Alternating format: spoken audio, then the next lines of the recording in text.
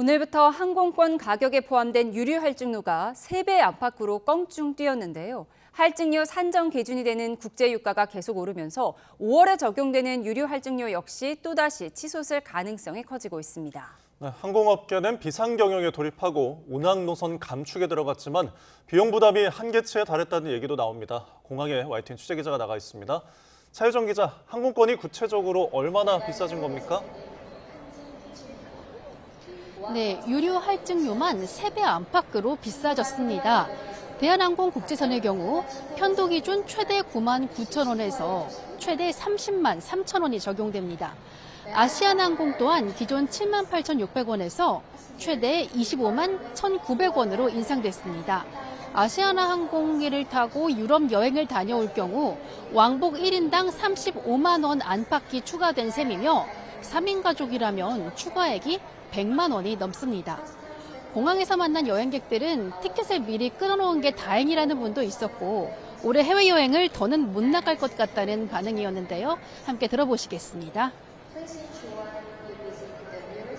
저는 원래 해외여행을 자주 가긴 하는데 유류 할증료가 너무 많이 뛰어가지고 올해는 못 갈 것 같아요. 고유가 여파로 할증료 산정 기준이 되는 싱가포르 항공유 평균값이 60%나 뛰었기 때문입니다. 더 큰 걱정은 이런 유가 흐름이 이번 달 계속 이어질 경우 5월 유류 할증료는 지금의 1.5배로 또 뛸 가능성이 매우 크다는 점입니다. 5월 유류 할증료는 3월 16일에서 4월 15일 싱가포르 항공유 평균값에 따라 오는 16일 이후에 발표될 것으로 보입니다. 네, 이렇게 이용객들 부담이 상당히 큰데 항공업계 타격도 만만치 않다고요? 맞습니다. 업계에서든 부담이 그야말로 상당하다는 얘기가 나옵니다. 앞서 말씀드렸듯이 항공유가 1.6배 가까이 올랐는데요. 할증료 인상만으로 비용 급등분을 온전히 상쇄하기가 어렵기 때문입니다. 대형 항공사들은 기름값이 오르더라도 미리 약속한 가격에 기름을 사도록 조치할 수 있지만 자금 여력이 부족한 저비용 항공사들은 기름값 오르는 충격이 더욱 큰 상황입니다. 항공기 리스료와 정비비 등을 주로 달러로 결제하기 때문에 고환율 상황도 굉장한 부담입니다. 이 때문에 운항 축소에 나서는 항공사들이 늘고 있습니다. 진에어와 에어부산 등 저비용 항공사 5곳이 일부 노선 운항을 취소했고요. 최근에는 아시아나항공까지 중국과 캄보디아행 일부 노선 등 국제선 14편의 운항을 줄인다고 밝혔습니다. 티웨이 항공과 아시아나항공에 이어 국내 최대 항공사인 대한항공까지 비상경영 체제에 돌입한 가운데 업계의 위기감이 어느 때보다 고조되는 모양새입니다. 지금까지 인천국제공항에서 YTN 차유정입니다. 네, 정치권 소식입니다. 지방선거가 60여일 앞으로 다가온 가운데 더불어민주당 정청래 대표는 강원을 찾아 우상호 예비후보 지원 사격에 나섰습니다. 국민의힘 장동혁 대표는 새 공천관리위원장으로 4선의 중진 박덕흠 의원을 선임하겠다고 밝혔습니다. 국회로 가보겠습니다. 김다연 기자. 네, 국회입니다. 네, 먼저 민주당 일정부터 전해주시죠. 네, 민주당 투톱인 정청래 대표와 한병도 원내대표는 각각 강원 철원과 전남 여수를 찾아 민심행보에 나섰습니다. 정청래 대표는 철원에서 연 현장 최고위원회의에서 특별한 희생에는 특별한 보상이 따라야 한다는 이재명 대통령의 국정 철학에 맞게 접경 지역을 지원하겠다고 강조했습니다. 그러면서 우상호 강원지사 예비 후보가 접경 지역에 사는 우리 국민의 눈물을 닦아줄 거라고 지원 사격에 나섰습니다. 한병도 원내대표는 오후 여수에서 석유화학업계 간담회에 참석하는데 지방선거 준비와 함께 중동 위기 대응도 이어가겠다는 의지로 풀이됩니다. 일각에선 네거티브 공방도 심화하고 있습니다.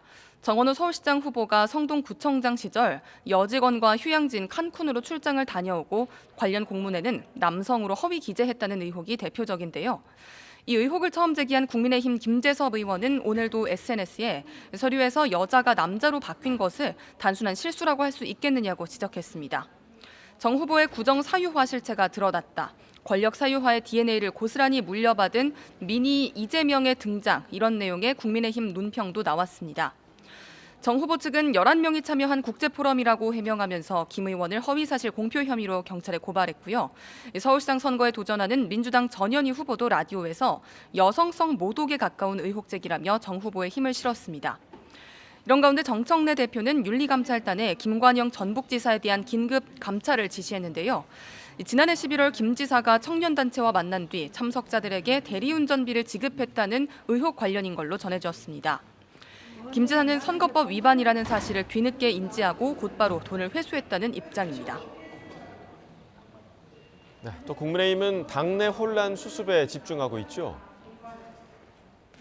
그렇습니다. 6.3 지방선거 공천에서 컷오프된 김영환 충북지사의 효력정지 가처분 신청이 인용된 데다 이정현 전 공천관리위원장까지 사퇴하며 국민의힘은 또 혼란에 빠진 모습입니다. 대구시장에서 컷오프된 주호영 의원의 가처분 결과도 곧 나올 전망인데요. 주 의원은 오늘 라디오 인터뷰에서 공천권을 특권처럼 휘두르는 행위에 제동을 건 역사적 결정이라고 평가했습니다. 연임 잡음과 걸림돌에 당 지도부의 고심도 깊어지고 있습니다. 장동혁 대표는 오늘 오전 기자들과 만나 재판장이 직접 당 윤리위원장과 공천관리위원장도 하시면 될 것 같다고 비판했는데요. 다만 법적 대응은 법원 결정에 대한 수용의 문제인 만큼 여러 의견을 듣고 결정하겠다며 신중한 태도를 보였습니다. 장 대표는 또 새 공천관리위원장으로 4선 중진 박덕흠 의원을 선임하겠다고 밝혔습니다. 당 지도부는 이렇게 상황을 수습하면서 동시에 지방선거 준비도 이어가고 있습니다. 오전에는 내 집 마련의 자유를 주제로 부동산 공약 발표에 나섰는데 이 지방선거 1호 공약으로 수도권 반값 전세를 발표했습니다. 지금까지 국회에서 전해드렸습니다. 이란 전쟁 속에서도 지난달 우리 수출이 반도체 실적에 힘입어 사상 처음 월간 수출액 800억 달러를 돌파했습니다. 하지만 원유와 나프타 등 수출입 실적은 호르무즈 해협 봉쇄와 정부의 수출 제한으로 크게 요동쳤습니다. 경제부 연결해서 자세히 들어보겠습니다. 박기환 기자, 지난달 수출 실적 자세히 전해주시죠. 네, 중동발 글로벌 공급망 위기와 불확실성 확대 속에서도 지난달 우리 수출은 끄떡없이 역대급 실적을 냈습니다. 3월 수출액은 1년 전보다 48.3% 증가한 861억 3천만 달러를 기록했습니다. 월간 수출액 기준으로 800억 달러를 돌파한 건 이번이 처음입니다. 역대 최대 월간 수출액 기록 역시 지난해 12월에 이어 석 달 만에 새 기록을 갈아치웠습니다. 또 조업일수를 고려할 수 있는 하루 평균 수출액도 지난달 37억 4천만 달러로 지난 2월 경신했던 역대 최대 기록을 한 달 만에 다시 쓰게 됐습니다. 역시 수출 상승세의 주역은 반도체였습니다. 지난달 반도체 수출은 1년 만에 151.4% 급증한 328억 3천만 달러로 집계됐습니다. 사상 처음 300억 달러를 돌파한 것은 물론이고 역대 가장 높은 월간 기록으로 남게 됐습니다. 반도체 수출액이 빠르게 증가하면서 전체 수출에서 차지하는 비중은 38%가 넘었습니다. 정부는 이에 대해 반도체를 제외한 품목들의 수출 성장세도 이에 못지않다고 봤습니다. 직접 이야기 들어보시겠습니다. 다른 품목의 수출도 18.4% 증가한 만큼 다른 품목의 수출도 증가하고 있기 때문에 지금 우리나라 전체 수출의 경쟁력이 좀 있다라고 말씀 좀 드리고요. 지난달 수입은 604억 달러로 집계됐고 무역 수지는 257억 4천만 달러 흑자를 기록하며 14개월 연속 흑자 행진을 이어갔습니다. 또 지난달 무역 흑자 규모도 기존 역대 최대 기록인 지난 2월 무역 흑자 100억 달러 이상 큰 차이로 제치고 1위에 올랐습니다. 네, 이란 전쟁의 여파도 있었을 텐데요. 석유나 나프타 등 수출 실적은 어떻게 나타났습니까? 네, 무엇보다 석유와 함께 나프타 등 석유화학 제품들의 수출입 실적이 이란 전쟁 이후 크게 요동쳤습니다. 먼저 석유 제품의 경우 국제 유가 급등으로 제품 단가가 높아졌습니다. 이 때문에 3월 석유 수출은 1년 전보다 55% 급증한 51억 달러를 기록했습니다. 반면 유가 인상분을 제품 가격에 모두 전가하지 못한 석유화학 제품의 경우 지난달 수출액이 전년 대비 5.8% 증가하는 데 그쳤습니다. 하지만 휘발유와 경유 등유에 이어 나프타에 대한 수출 제한 조치가 지난달 각각 시행된 시점을 기준으로 수출액은 급격히 줄어들고 있습니다. 중동 수출 전체로 확대해보면 호르무즈 해협 봉쇄로 물류 차질을 빚어 지난해보다 49% 감소한 9억 달러에 머물렀습니다. 지난달 원유 수입의 경우 유가 상승에도 불구하고 호르무즈 해협 봉쇄로 수입 자체가 막혀 들어오는 물량이 줄어든 만큼 수입액도 1년 만에 5% 줄었습니다. 지금까지 YTN 박경입니다. 2, 3주 안에 이란에서 철수할 거란 미국 트럼프 대통령의 발언에 종전 기대감이 높아지면서 우리 증시가 폭등했습니다. 코스피가 8%, 코스닥이 6% 상승했고 두 시장 모두에서 매수 사이드카가 발동됐습니다. 1,530원도 넘었던 원달러 환율은 30원 가까이 내려서 1,500원대로 내려왔습니다. 외환거래 현장에 나가 있는 취재기자 연결해서 금융시장 상황 좀 더 자세히 알아보겠습니다.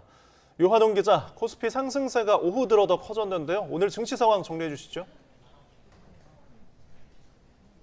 네, 코스피가 8% 오른 5,470선에서 마감했습니다. 코스피가 닷새 만에 상승세를 보였는데 그동안 하락분을 모두 만회하려는 듯 400포인트 넘게 올랐습니다.